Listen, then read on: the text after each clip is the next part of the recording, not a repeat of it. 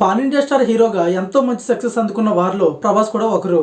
బాహుబలి సినిమాతో pan India హీరోగా మంచి సక్సెస్ను అందుకున్న ఈయన ఈ సినిమా తర్వాత వరుసగా 3 పాన్ ఇండియా సినిమాల ద్వారా ఆడియన్స్ ముందుకు వచ్చారు. అయితే ఇందులో ఏ సినిమా కూడా మంచి సక్సెస్ను అందించలేకపోయింది. కానీ సలార్ సినిమా మాత్రం బాక్సాఫీస్ వద్ద సంచలనమైన రికార్డులు క్రియేట్ చేసింది. ఇక ఈ సినిమా మంచి సక్సెస్ కావడంతో ప్రభాస్ నెక్స్ట్ సినిమాలపై భారీగా అంచనాలు ఉన్నాయి. ఇకపోతే ప్రభాస్ ఒక్కో సినిమాకు సుమారుగా 100 కోట్ల పైన రెమ్యునరేషన్ తీసుకుంటాడు. ఇదిలా ఉండగా రీసెంట్గా ప్రభాస్ ఆస్తుల విలువ ఎంత అనే విషయం గురించి ఇంటర్నేషనల్ ఆర్గనైజేషన్ ఫోర్బ్స్ స్టాటిస్టిక్స్ ప్రకారం ప్రభాస్ బాహుబలి సినిమా చేయకముందు ఆయన ఆస్తుల విలువ 145 కోట్లు ఉండేది. అయితే బాహుబలి తర్వాత ఆయన ఆస్తుల విలువ భారీగా పెరిగాయి. 2015 వరకు ఆయన 3 సార్లు ఫోర్బ్స్ టాప్ 100 జాబితాలో ఉండేవాడు. అయితే ప్రభాస్కు ఖరీదైన ఆస్తుపాస్తులు ఉన్నాయి. హైదరాబాద్లో సుమారు 60 కోట్లు విలువ చేసే ఇల్లు ఉంది.